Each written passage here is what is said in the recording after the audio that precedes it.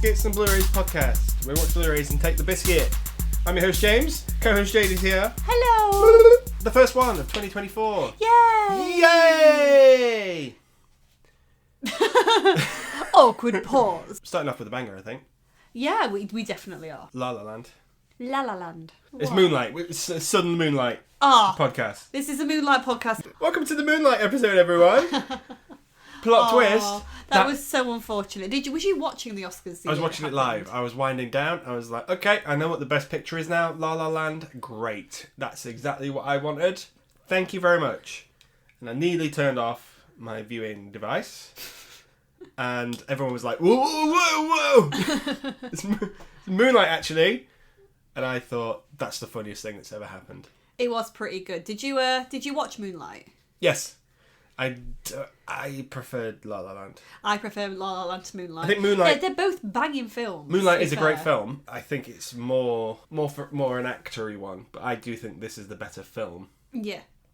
This is just beautiful to behold, isn't it? Just to clarify, this is the La La Land episode. It really is, yeah. We're not going full Moonlight on you. Just yet. What? I don't want to talk about handjobs on the beach. Oh, it's a shame. I know. Oh well, that's what this film's lacking. I think handjobs on a beach. There's no handjobs on a beach in this. There are no beaches in this, are there? I don't know, because we know that Ryan Gosling can beach. He can. That is his Back job. then, though, did he have the ability to beach? No, it's something that you just become later on. Fair enough. This is a Damien Chazelle movie. Shazzle. You haven't seen Whiplash. I have not, no. You're missing out. So you keep telling me. Yeah. Oh yeah.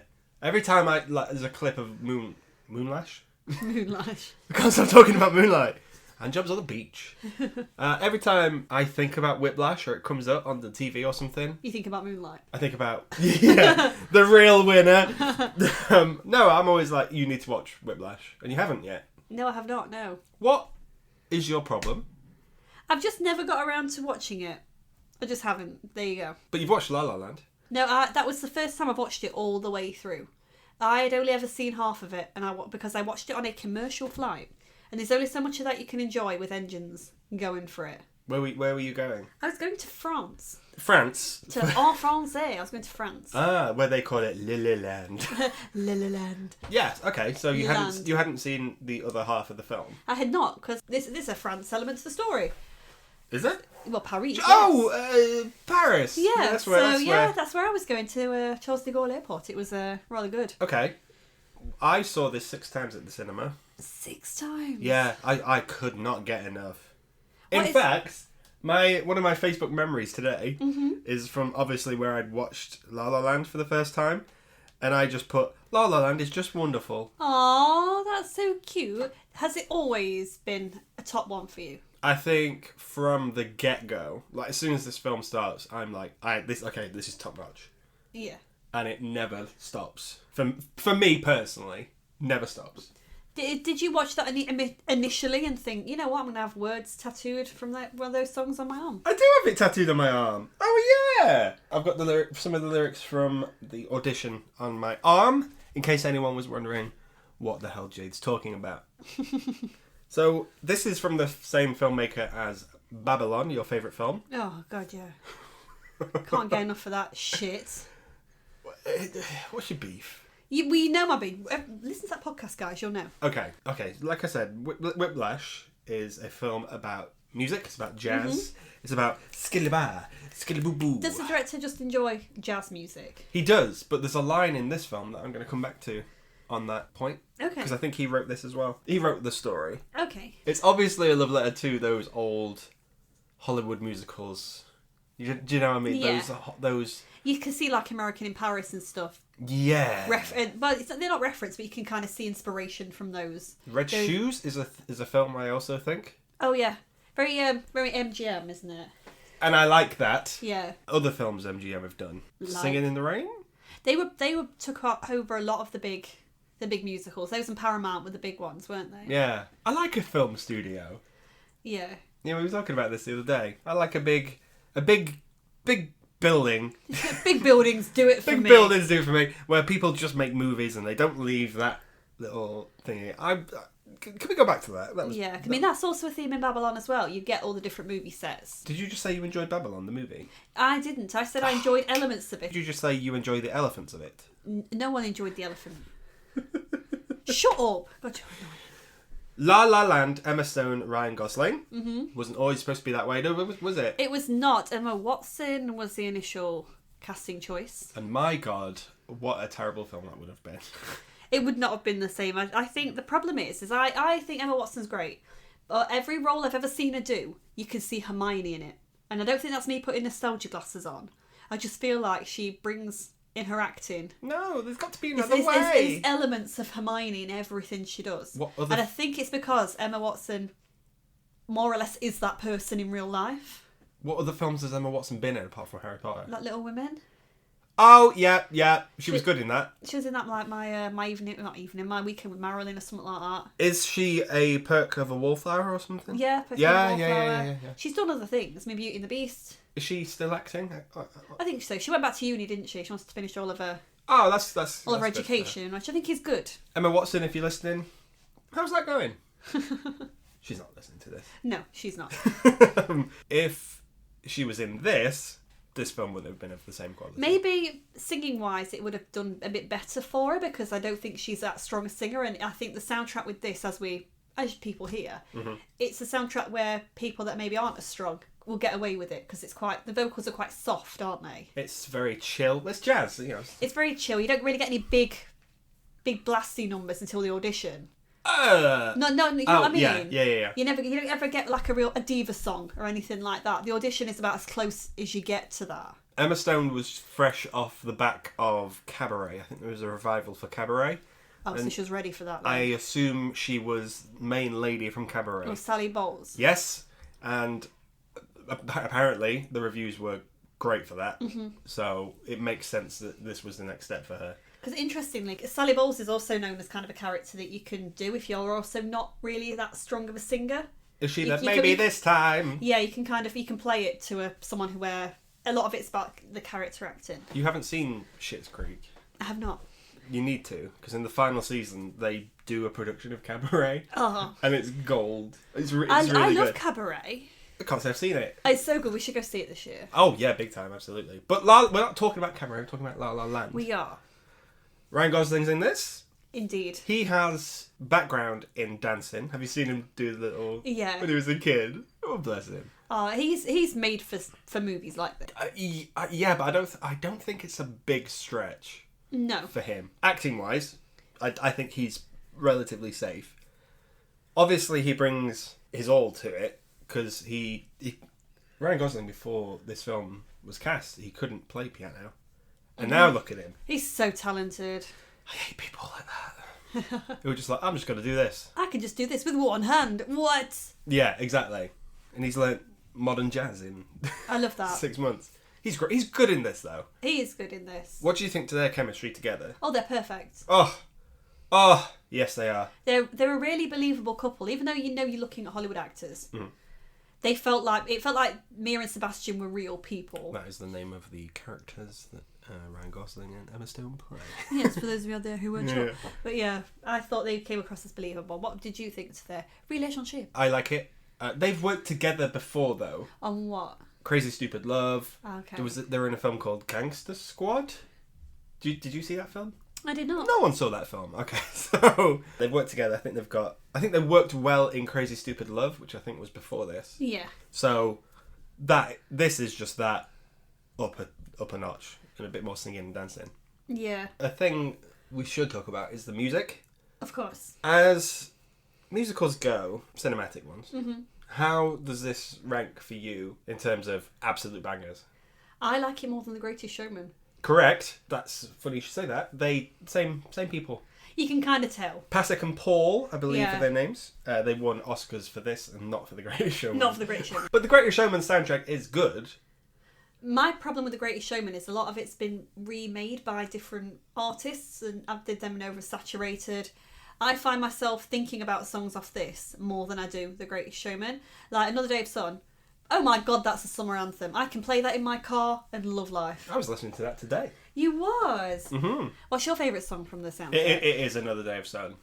It's a good one. It's from the start of the film. I think they do because they shut a bit of the freeway off in LA, and they've got all the cars lined up. Some of it is CGI where they filled in the like the really far extras, but I don't think there's been a musical of that scale where everyone's so well choreographed and just having such a good time. What's West Side Story like for that? I've not seen that. You've not seen the West Side Story? Not the new one. It's good.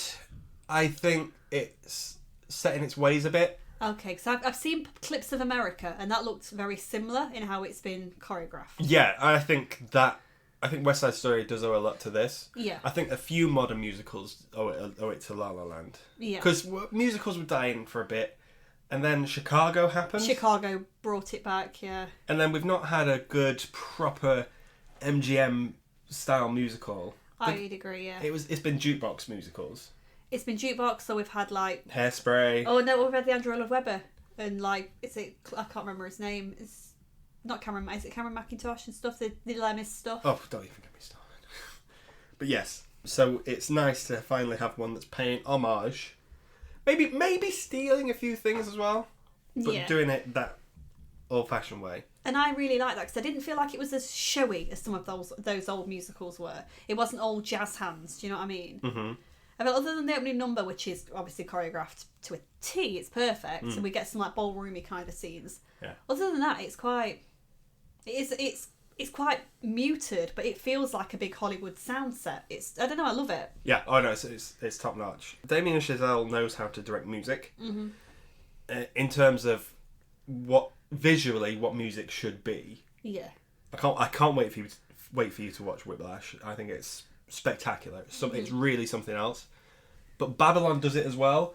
I think he's really good at doing, because he's passionate about these things. Yeah, I think he grew up watching these old musicals anyway, and like soft jazz and things like that. So when he wrote the script, obviously there's a line in the film where it says people like what people are passionate about. Yeah. And I think that's why this one works so much. I'd be interested to see how many of his like techniques and stuff were used based on how some of these old movie musicals were filmed. Yeah. Okay. Yeah. Compared to like loads of CGI and shit like that we get now. In terms of like doing everything on hand. Yeah. Well, there's the location we should talk about. There's a few songs in this, but one of the key ones that is quite memorable is "A Waste of Lovely Night." Mm-hmm. Or is it called "A Lovely Night"? I forget. You're thinking of Cinderella. Probably. But that's obvious. That was done in what's it called? The twilight hour. Yeah. Where the sun's sort of like setting and stuff. And you only get so long. So they only had a half-hour window to do it. So they'd probably be there all day, just waiting for this half an hour, rehearsing all day. And it's like, right, we're nearly there, in costume. And that's it's all one take as well. Yeah. Where they're walking up the hill, and then they do the dance, and then they leave. It's all one take. Yeah. I think it's very well done and well choreographed. Mm-hmm. Not just in terms of dancing, just in terms of everyone doing what they were supposed to. Bringing their A game, yeah. Do you know what I mean? Like location scouts and all that stuff. Mm-hmm. And it's a love letter to Los Angeles in general. It is, and I think it matches the colour palette really well that this film has. I do love the aesthetic of this film. I can see why. Mm-hmm. It's all very block colours, isn't it? Yes. You don't really get many pastels and stuff like that. It's all very much... And I said to you, it reminds me of when you used to go to like Frankie and Benny's and stuff as a child, and they'd give you 4 crayons with your children's colouring books. Like colouring sheets. That's what the aesthetic is in this film. It's literally like these 4 block colours. I don't know if anyone listening to this knows what Frankie and Benny's is, because there's that few of them now. No, Pizza Express. Okay, yeah, similar to Pizza. This film is a Pizza Express, guys. Colouring pencils. There's not really much else we can talk about it, like the setup of it. I'm just gonna go for it. This whole thing is about a relationship. Yes. It starts with these two people who just keep crossing paths. It's quite romantic. Mm-hmm. It's that when they first met, they didn't like each other, and then things happen in the film. I kind of disagree with you a little bit there. I think the relationship is a part of it, but there's also a massive kind of going for your dreams sort of thing, like believing in yourself, all that sort of stuff as well. Okay. And ultimately, how this film ends is because they make the decisions they do, which isn't romance based, is it? Yes, it is. It's not. Well, it's not romance based, but it's a thing that you don't see it in many Hollywood films. No, and I thought it was a breath of fresh air. Absolutely. We'll talk about it later, because yeah. I'm not over it. But I like that after Another Day of Sun kind of sets the tone. Mm-hmm. We've got Ryan Gosling in his car, Emma Stone in her car, and he swears at her, or she swears at him. I forget. And now you're swearing at me. I know, I'm swearing at everyone. And I'm just going to keep my middle fingers up for the rest of this podcast. What do you think of that? Put 'em down. But yeah, so Emma Stone is a waitress. Yeah. Doesn't want to be, but she's got bigger dreams. No connection to the actual musical Waitress. Not on the podcast. Just me and you. In general. We should talk about it. I think it's quite nice. Yeah, she's on the Warner Brothers lot. Yes. First of all, almost minus a star for not showing me that fucking water tower. You love the water tower. I think it's iconic. I think it's really iconic. It's just because you think that the Animaniacs live in there. They do live in there. Okay. Show me the Animaniacs. I need to see them. I like what the Warner Brothers lot looks like. It's pretty, isn't it? Where there's like a set over there, there's a backdrop over there. They're filming over here. They're filming over here. Stop! Don't walk behind this scene. We're acting now. Yeah. I think that's so great. Yeah. I don't know if that's what it's like. I think that some of them will probably be like that, but I also know that it's open a lot to the public, isn't it? Mm-hmm. Do you think they would go, okay, this is the coffee shop that Emma Stone worked at in the film La La Land? I don't know how much of it is based on a real lot, or how much is filmed on a lot. I don't know. I don't know much about that kind of side of it, but I'd be interested to know. Mm-hmm. It's quite a good... Mm-hmm. It's quite a good film for anyone who has dreams of making it. Myself included. It's going to get personal in a second. Because... Well, it's going to get personal right now. Okay. Fuck it. When I watched this film... for me, I always dreamed of performing and being an actor and stuff, and it's not worked out, not yet. Who knows if it does? But things like this was quite relatable. Yeah. Oh yeah, I agree. In terms of you're an actor, you're not getting anywhere, and then Emma Stone's character, she writes a play, and no one turns up for the play. Like, I know what that's like. Yeah. Having no one turn up to your play, it's really. Well, it's something that you've created, and you've put yourself out there for other people. Exactly, yeah. It is hard, and I think that's the whole kind of thing we get in general with things like acting and performing. Yeah. You are having to put yourself out there and try your best, and you know what? Not everyone's going to like it. Yeah. And it can be really soul-destroying, and we see that happen to Emma Stone's character with all the auditions she's getting, so it's all been a no. Yeah. And as we see, sometimes it's not personal, but it can feel that way. Oh yeah, there's someone better looking outside, or no one's paying attention. I think one of the first auditions Emma Stone goes to, she's wearing a white top and she's got her hair the way she has. Yeah. But then she walks out and she's not done well. But every woman has done the same thing. Yeah. Like white shirt and same sort of hair, and she gets. I'm guessing it's part of the casting call, though. I'm guessing. Potentially, or it could just be whatever you know. That's the thing, I suppose, as well with stuff like performing acting movies. There's so many people all battling out for one role. Yeah. Even the extras. And I think this film does well at showing that. Yeah. It's something you don't see often. No, because you only really ever get shown stories that are at the extreme. People making it and making it big, or losing it and losing it hard. Yeah. There's never someone who's just gone, okay. In the middle, like a normal person. Just a normal person. And that's why I think she's relatable. Yeah. I think Ryan Gosling's less relatable, but that's only because I don't care that much about jazz. Yeah, but I think as a performer, someone who wants to do their own thing, but they're being contracted to constantly do the same shit they don't want to do or passionate about. Yeah, well, his journey is completely different to hers. Yeah. So he's a musician, and he wants to play jazz in a jazz club and stuff, but he just can't afford it. Yeah. LA, man, it's expensive out there, guys. It's not cheap. So to make ends meet, he's in a band performing at a party, and I want to say, just a quick thing, that is one of the best cover versions of I Ran You love that, don't you? I've ever heard. You can get it on the soundtrack. It's on Spotify, and I love it. I know it's on all your Happy Sunshine albums. Yeah. Oh, walk along the avenue. Sorry, there's a flock of seagulls in here. I'm not gonna lie, Emma Stone's really funny in that scene. Where she does the dance I do to groups in the she does. So she's basically taking the mickey out of Sebastian. That's his name. That's the guy's character, because he was a dick to her previously. Mm-hmm. He's always been rude to her, so she's getting him back a little bit. So he sort of confronts her about this. Yeah. And he goes, "Oh, you're an actress? Like, what have I seen you in?" Yeah. And she's like, oh, I work in a coffee shop. And she doesn't take that to heart. That's that's a dig for any aspiring actor. It's like, oh yeah. You'll find as well, just jumping a little bit, both their characters know what it feels like to feel disappointment and people knocking you down and how hard it is. And he always uses it against her a few times. Bearing in mind, he knows himself how hard that is. Mm-hmm. I don't think that's him going out of his way to be a dick. I think that's who he is. He's a bit cynical in that way. Yeah, because Ryan Gosling doesn't really show much emotion in this. No. I think the only emotion he has is jazz. That's it. He is jazz. he jazz guys. He jazz guys. But no jazz hands. No jazz hands. He doesn't do jazz hands once. Devastating. So why do we call them jazz hands? I don't know. That's the problem. I'm going to change my Letterboxd review. No.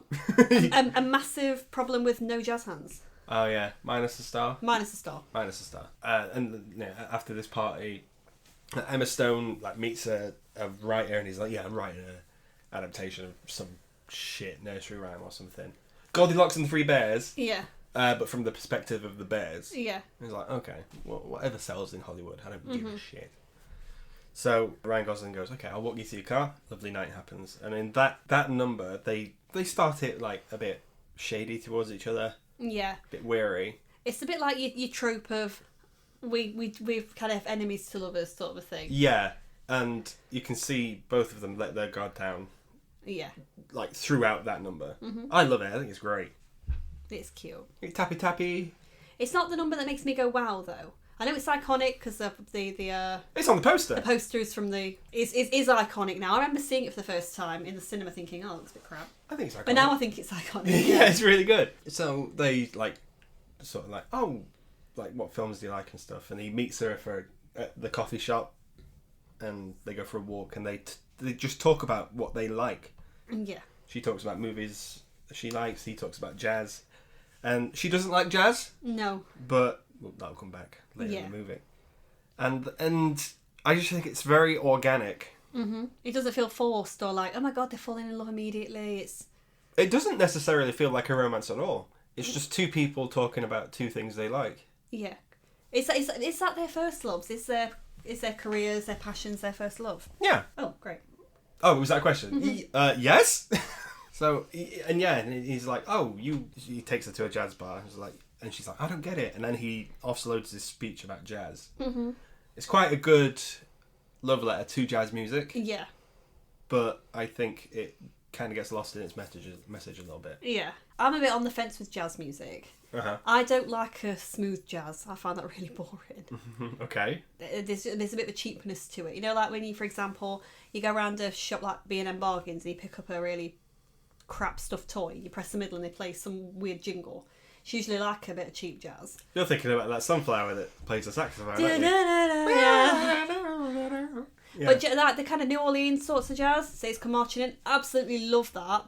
Okay. I find it so uplifting. Okay. And it's really amazing. Because that's the thing with jazz music, you get somebody starting on the piano and then all of a sudden the person on the trombone starts and then the sax. It's perfect. I love it so much. It's this chaos that works together. I think Gosling says it's all these people just doing what they love and really understanding each other as performers. Yeah. And then going, okay, look at the saxophone playing, and he's hijacked the song, and then he's going to have his moment, and then that's when the piano player then comes in. It's great. It's teamwork is what it is. Yeah. And it's all for this one thing that they like. And Emma Stone says, jazz is elevator music. Mm-hmm. And that's what I said. Yeah, exactly. And he's like, okay, but jazz isn't. You don't just listen to it. You need to see it. Mm-hmm. And I think this film really does make you see jazz the way a person who likes jazz. I feel like Babylon does a better job of showing that, to be fair. Really? Yeah. How so? I don't know. I think especially in that opening scene when everyone's forensically dancing to the weird, I can't remember what it's called. At the party. Yeah. Yeah. And you see them playing it. That's really got something, I don't know, something like primal behind it. It's great. Okay. Yeah, but that's set back in the time when jazz was all the rage. Yeah, but is this bringing anything new to jazz? No, I don't think it was ever. That was ever the plan, though. I don't know, because they try to do it a bit later on, don't they, in the story? Yeah, but jazz is evolving. This is an episode about jazz. This is a jazz episode. Welcome to the jazz part. Jazz, smooth jazz. But yeah, he says like Jazz is dying as it is, and then John Legend comes in. Oh my god. And okay, and then he says, "Oh, Jazz is evolving, but it's people like you, these traditionalists, who are holding it back. Jazz moves on with the times." And Yeah. it's both sides of the argument done really well. And I'm not gonna lie, guys, we get some really on the fence mid acting from John Legend, but then we get an absolute fucking banger that has been in my head for ages today. I don't know, you could move in my butter. That's exactly how it sounds. I have to sing it because I can't play it because copyright, I assume. Yeah. So, Start a Fire, great song. Oh, it's amazing. I love it. It's really good, isn't it? It really is. What band is that though? Because John Legend, he's not John Legend in this film. He's a character, but this is their first studio album, and they're touring before the album's out. So what band is this? I don't know. No one can tell you. Yeah. But he asks Gosling to join him. Mm-hmm. This is while like their relationship is in Blooming at this point. Oh, very much so. Yeah. And they're enjoying each other's company. They're going on dates. They're moving in together. They're having the best time. What do you think to the dance in the planetarium? That is beautiful. That's better than the other dance scene we get between them when they're falling in love. Because Emma Stone's in a relationship, Mm-hmm. and then he's like, "Oh, I'm going to take you to see Rebel Without a Cause," and it goes, "You haven't seen it," and it's, oh no, and then he takes her to see it, and she's out with dinner with another man, the guy from American Horror Story. Okay, and she's like, "Oh, what am I doing here? That's where I want to be. He's everywhere I want to be." And yeah, off she goes, and she stands in front of the screen, which, no offense, get the fuck down. Yes. I think that's quite a good shot of Emma Stone, but get the fuck down. She looks beautiful. The way she's lit in that scene is cute.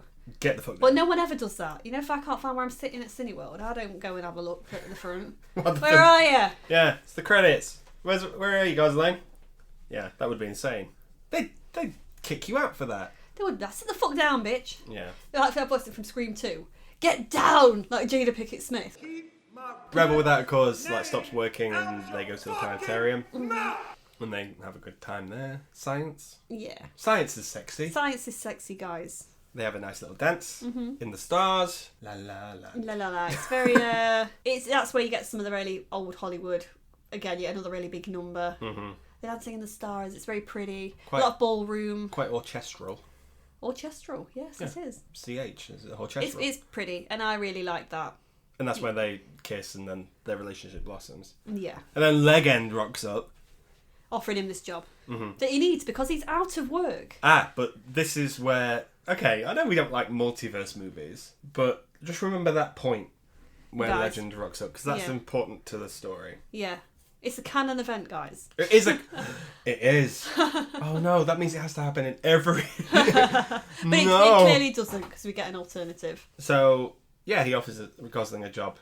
Come work with me in the jazz place. Let's tour. Mm-hmm. So, and it's not jazz like Gosling wants, but he'll do it because he needs the money. And he enjoys doing it as well. I think he enjoys playing. Mm-hmm. Emma Stone, meanwhile, not finding work. No. Having a tough time of it. But she's like, I'm going to do it myself. Yeah, so he kind of inspires her to write a play herself. What's the play called? So Long... Boulder City. Boulder City, yeah. Yeah, quite personal. Yeah. She's really bearing her soul, I guess. I mean, it must be really hard doing a one-night kind of... One-woman show, One-woman show, yeah. Because you've got no one else to kind of help back you up. It's just you. And how you're reacting to your scenery, that's it. Props to her. Yeah, that would suck. Well done, Mia. Yeah. So both of these people, and then, she's rehearsing her play in the daytime. Mm-hmm. He's off doing whatever, recording an album and stuff. And then they're not...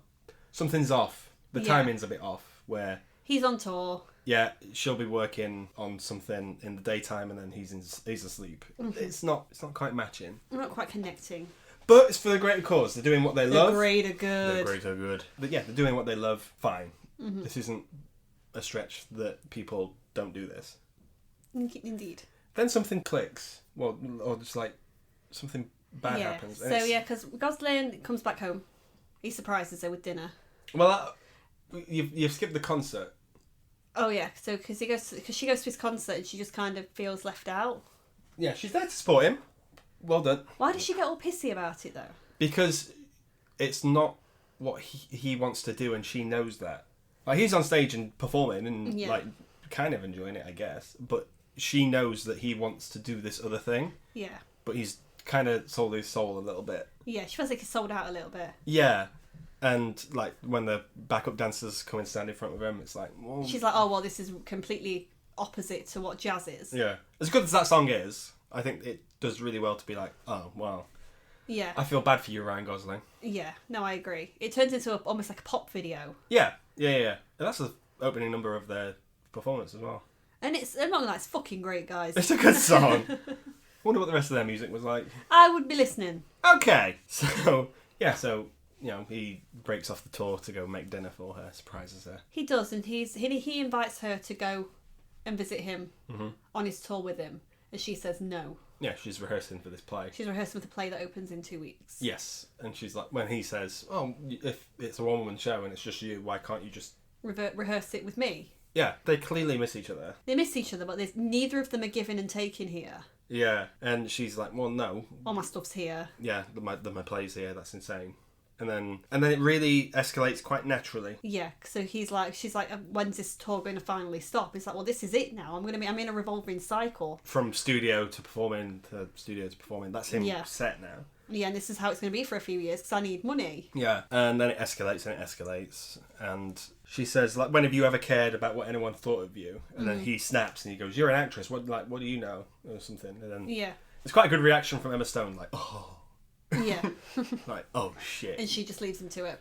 And then he says, I think you liked me in that place because you felt sorry for me.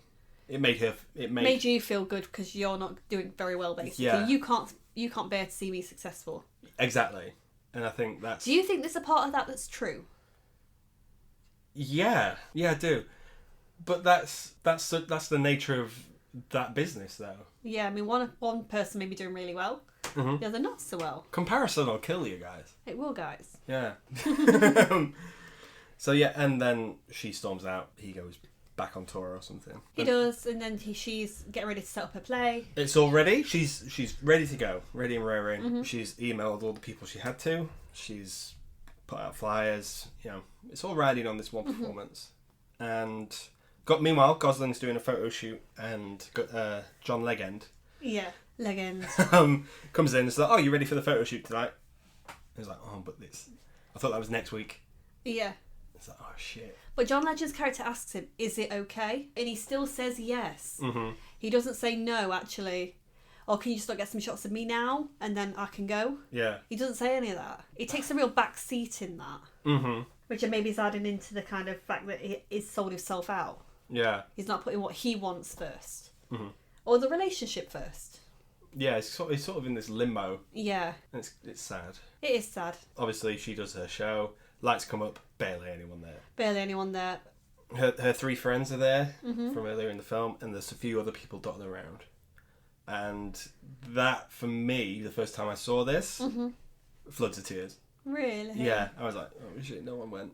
He wasn't even there. Yeah. I was like, oh, that's so sad. Because it is, it's a show obviously a biographical piece for her, and no one's watching it, yeah. And shows like that, for anyone who doesn't know, they kind of ride on ticket sales. Yeah, because that's how you pay for your theatre, how you pay for your everything else. And because there's no one there, she can't pay it back. Yeah, so she's also absolutely devastated that. I mean, she probably could have got over that a little bit if she was feeling supported, but she wasn't. Gosling makes it back just for her to come out of the stage door, and they break up. Yeah, she breaks up with him straight away. She's like, no. Which is fair of her, I think. Yeah, so you didn't support my dream. I'm going home. To be fair, I'd have heard him out. Because, for example, if he'd got stuck in traffic or something like that, that wouldn't necessarily have been his fault. But he had plenty of time. He shouldn't have done that photo shoot. And it's sad because when he's doing the photo shoot, he's obviously doing he's hating her. And then that British photographer who's terrible in this. Yeah. He's like, oh, why don't you bloody play something? Oh, what are you doing? And then he plays the theme, which is like their theme of their melody. Yeah. Oh, it breaks my heart. It really does. Poor James. Poor me. Poor Emma. Poor Ryan. Poor Jade. Oh, okay. Yeah, okay, yeah. Everyone's sad at this point. Yeah. Meanwhile, until they broke up, they've gone separate ways. Gosling gets a phone call. Cheeky little phone call. He's like, who's this? And it's a phone call for Mia. Obviously, she's not there. So he's like, what do you want? Mm-hmm. And it's the casting agent. Yeah. I said, there's an audition tomorrow. We saw you play. Can you get this message to Mia? Yeah. And fair play to Ryan Gosling's character, Sebastian, for going, okay. And I'm going to make sure she gets this. And he drives to her house in Boulder City, does the honking thing, which is... Oh, that was what I was missing. I've never had that. Just Sebastian furiously honking outside my house. Okay. And I need that. That's the equivalent of the Say Anything...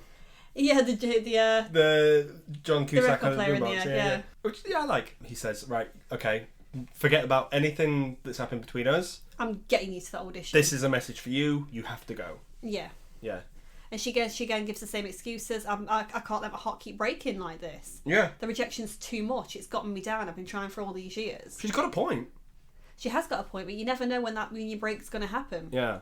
I mean, how many times have we seen Hollywood actors where they've been trying for years and years and years, got nowhere, then all of a sudden the right people saw it at the right time. That's what it is. It's and that's just all it can be. It can just be one person. One of the people in the play that see the play, obviously the three friends, one of the people scattered around, was a casting agent for a big Hollywood film. That's pure luck.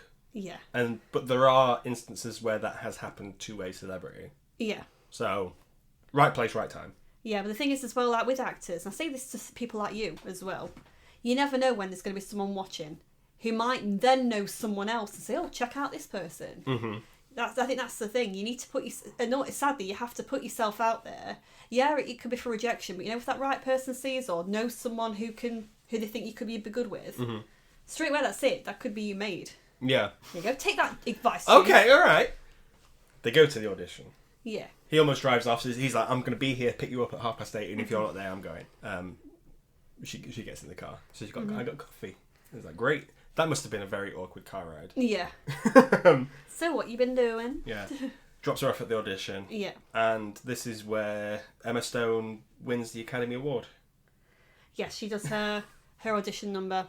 They say to her, yeah, tell us a story. And she proceeds to sing for about 6 minutes. It's a great song.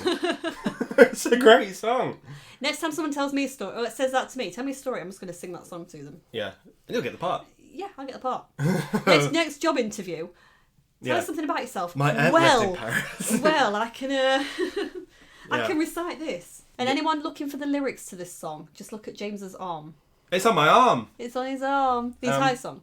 The whole song. The whole song is on his arm. It's a long song. That's a lot of words. And you've got long arms. Thank you very much. For this musical, I think they did a lot of, record it in the studio, sing it on set. Not this one. This one they did Les Mis style. And you don't like that. I don't like it in Les Mis. That's not the place to do it. This is the place to do it. This is why it works. Okay. What's the difference? It's the film calls for a close-up shot of Emma Stone, and it is just one shot again, and it's emotional. It's a slow pan in, it's a lap around, and then it's a zoom out again. Yeah. It's simple. The colours of it are quite muted anyway. Yeah. Her costume's minimal. It's pure. It's just emotion. Because her costumes have been staying. She's always had the colour blue on all the way through the film, hasn't she? She starts off in dark blue. Yeah.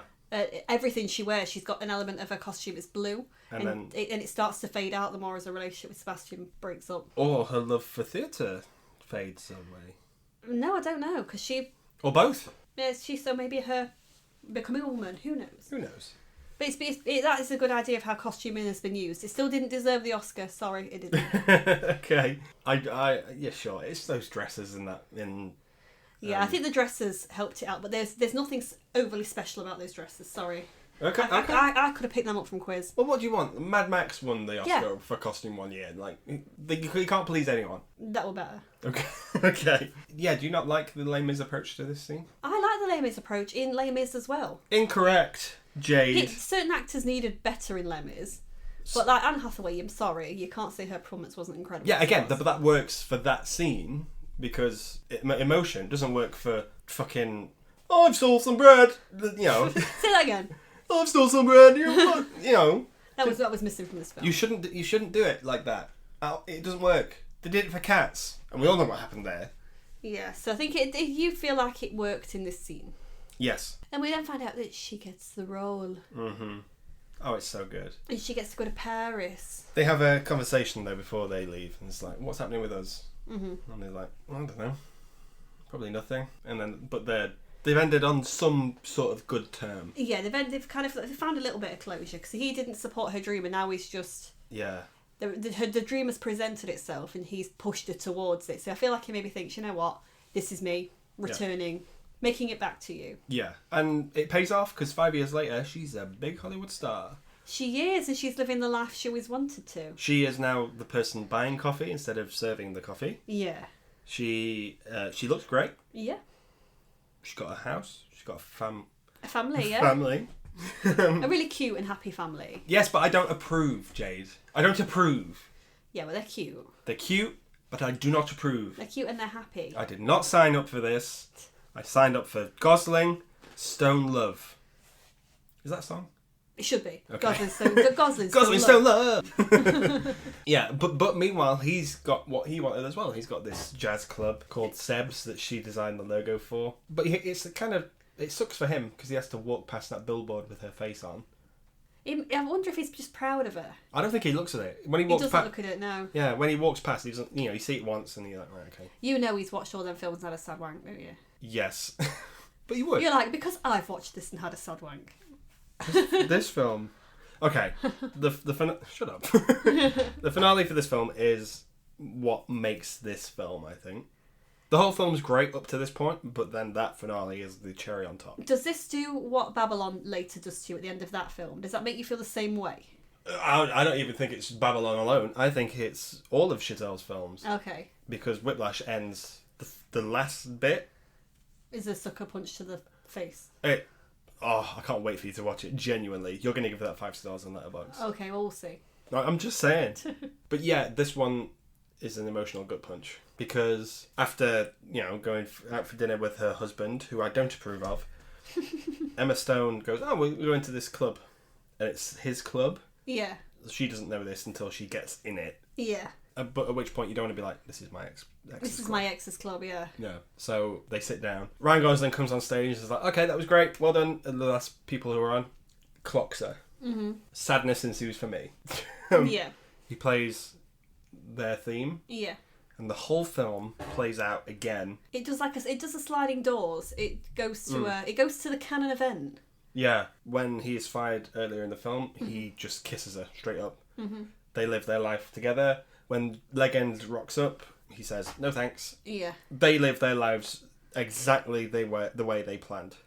Exactly the same. They're happy in this multiversal... He doesn't get his jazz club though, does he, in the alternative universe? No.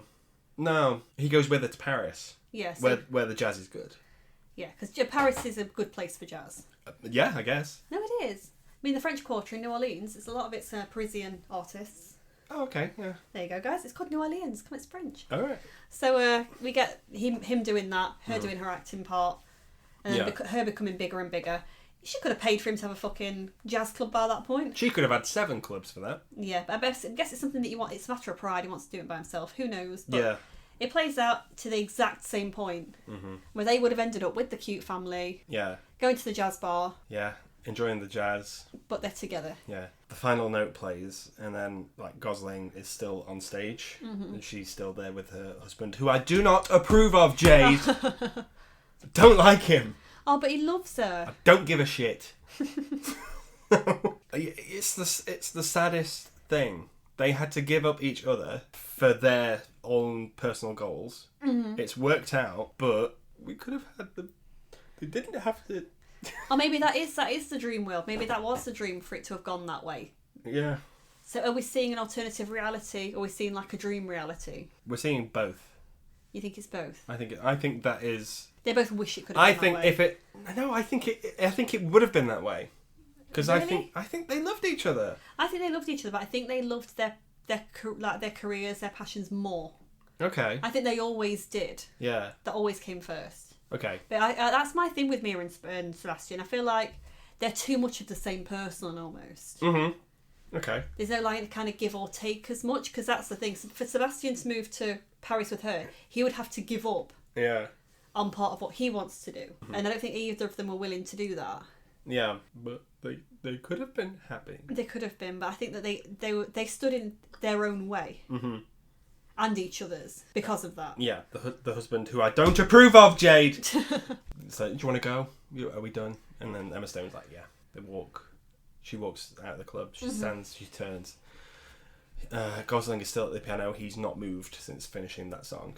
What a buzzkill that must be, though, to go from that jazz number to fucking Ryan Gosling crying over his piano. Well, if you're a patron in that bar, you'd be like, what the fuck's this? No, I'd be like, Gosling, are you okay? Do you want that girl? Because I will stop at nothing to get you that girl. From her husband. Who I don't approve of. I don't like him. He does nothing wrong. What's his name? Husband. Great. But they look at each other knowingly. They're like, we've done it, haven't we? There's almost a conversation there. Yeah, in just how they look at each other. It's almost like it's both a hi and a goodbye in the same... Yeah. Like, you good? And also you've made it. It's like, it's so, they do so much in that, just one scene of looking at each other. Yeah. Than the acting I saw in Babylon. There's pride on them. There's pride on them faces. There is. And it's spectacular. Yeah. Film ends. It's the same way that Emma Stone looked at Andrew Garfield at the Oscars. Oh, they don't. looked at each other exactly the same way. Don't. She was like, "Yay, I've done this," and he was like, "Yes, you have, my darling." It was anyone who could see James now is about to cry into his hands. Genuinely, because nothing upsets me more than the... Oh my God, are you actually crying? You're getting close, aren't you? I'm not far off. Emma Stone and Andrew Garfield, they were so happy, and they just wasn't working for them. And then, have you seen the interview she did for Vogue? Where it was the questions? And it was, like, what's your favourite gift someone's bought you? And then Emma Stone says it's a rocking chair. Yeah. And then Andrew Garfield in the later interview said, oh, I made someone something once. I took up carpentry and I made a rocking chair. Yeah. It's the same fucking rocking chair. Those two needed each other and we let them down. Maybe they're telling the true story of Andrew Garfield and Emma Stone. I hate it. I hate it. Minus 10 stars for La La Land for that reason. This film is a film that gets you, it cures you of your depression as you're watching it, and then it puts you back down there again at the end. But it's good. This is a great film. Oh, it is. God. Not as good as Moonlight. Yeah, exactly. which is okay. We're just going to double bill this. Let's go straight into Moonlight. Moonlight. Marshall R. Ali. Let's talk about her performance. Hand job on a beach, anyone? This is a spectacular film. I love it so much. And how hard do you cry at this film? If I was watching this alone and you weren't there, I'd have gone full sob on it. Did you full sob at the cinema? Oh God, yeah. But every time, it never let up. Every time it was sad. Was you there with company? Was you there on your own? No. Often I'd see it alone. There was one time I went to see it with loads of seniors because it was on in the afternoon screeners. Oh no. Got a free tea and coffee though. Oh yes. Yeah. But I was sat there like... all these old people are like... Is he okay? Yeah. Whippersnapper. They don't like it when you go in there. Well, I know, because you're not senior. But I'm paying the same price. I'm enjoying a coffee and a biscuit. Biscuits. I'm watching La La Land. I want to watch the movie. We're here. It's like they're empty seats, guys. Yeah. It's not busy. That's typical of that generation. It's like I'm happy, but I don't want you to be happy. Correct. Even though there's no one sat there, I still don't want you to sit there either. I don't know what the demographic for this podcast is with that age group, but if they're listening, I'm sorry if we've just offended you. Yeah, I'm sorry, but yeah, be kinder, guys. Okay, great. La La Land, is it better than Space Jam? Yes. It's like 10 times better. Oh god, yeah. 1,000 times better. How many times have you cried at Space Jam? It's really sad. He reaches his long arm out and he dunks the basketball. Aww. And then they go, the Toons win! And that makes you cry. Honestly, I don't know what's happened to me. I'm emotional wreck because every film we've watched recently, I've cried at, and you've done nothing. No. I'm not a heartless person. I do cry at movies. The first movie I watched this year was Father of the Bride, and I sit and sob through that. Different things make me cry. I mean, you cry at Feed the Birds. It's so sad. It's so nice. It's so nice when the person's like, feed the birds. When the old lady feeds the pigeons the bread. When she tells you how much a bag of food is for the birds. Every time you get problems every time you see pigeons in town, don't you? You're like, feed the birds, everyone. No, when I see a pigeon in town, me and a pigeon look at each other and do that nod at the end of La. You do. But proud of you. Proud of you. Proud of you too. Proud of you too. Yeah. Did it deserve the Oscars? It did win. Yes. Apart it from did. Gosling for you. yeah, no, Yeah. because it wasn't the best. That was Moonlight's. I think Emma. It didn't. No, it did not deserve costume. Sorry, Yeah. that was shit. Okay. I'd have hated to have been in any film that wasn't those two at the Oscars that were nominated, because everything more or less went between both of them. Yeah. They were like, oh, for fuck's sake! But it was what a stellar film this is. What a time to be alive! Oh, honestly, what a good performance by Emma Stone and Gosling. Stone in particular. Yeah, she deserved the Oscar. Quick thing as well. Go and see Poor Things. Because Emma's probably going to get a second Oscar with that. Someone's reminded me that Lily Gladstone exists from Curse of the Flower Moon, and people are saying she's going to get it. Oh yeah, she's also going to get the Oscar. They both are. Oh, it's a tie. It's going to Lily. Oh, is it Emma's? It's Emma's actually. Moonlight. Yeah. Moonlight's back. Thank you for talking La La Land with me. You're very welcome. Should we just do a nod to sign this one off? Yeah. We just nodded, guys. It's so sad with the nod at the end. Okay, thank you. Yeah, thank you for joining me.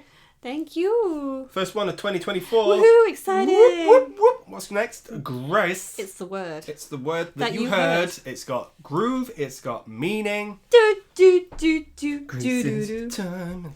That means we're about to get loads of Frankie Valli getting played in our car soon, so that's exciting. Those people are not teenagers. No, they're not. We'll talk about that in the podcast. I can't wait. I can't wait to lay into these 40-year-olds who should know better.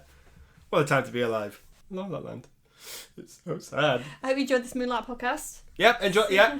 Thanks for listening, guys. See you soon. Bye. Whoop.